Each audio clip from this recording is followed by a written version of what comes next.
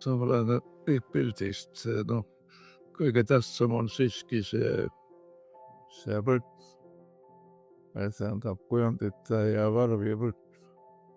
Tähendab maailma valitseb rütm, kosmost valitseb rütm, universumit valitseb rütm, inimeksistentsi, tema organismi valitseb rütm. No tõenäoliselt ka mõtteid ja tundeid mingil moel valitseb rütm. Ja see on pildi peal, minu piltidel iga pildi peal on rütm, mina peaaegu iga pildi peal.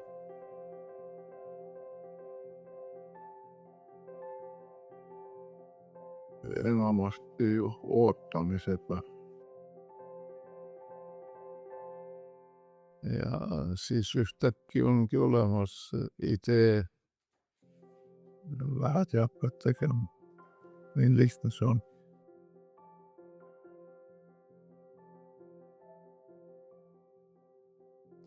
No ma arvan, et alati on olemas juures mõlemad.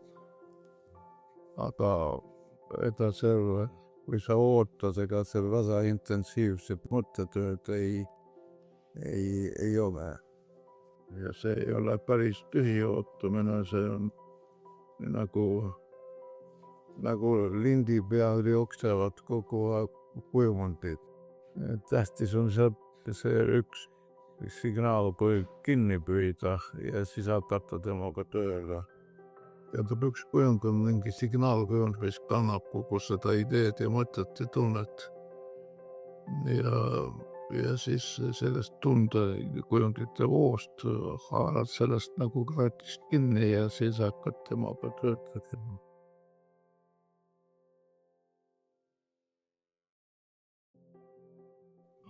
See ongi väga otsustav moment. Väga tähtis on tabada see hetk, kus enam ühtegi liigutust ei tohi lisata ja nii kui juhtub, et sa hooga lähed sellest, ei märka päris õigel ajal seda.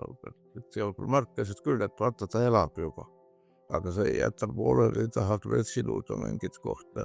Ja ka see silumisega võtad sa sellest jälle elu maha, saad mingisuguse hulga seda elujõudu, ressurssi võtad maha, kui sa saad selle eluse erilise värvivarjundit, see tõesti elab, see loom seal sees.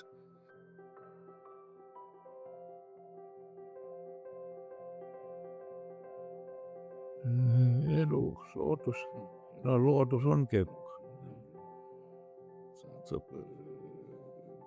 elu minus endas, inimese elu, mis ma teistes näen, elu, mis ma looduses näen, loodus ka elab.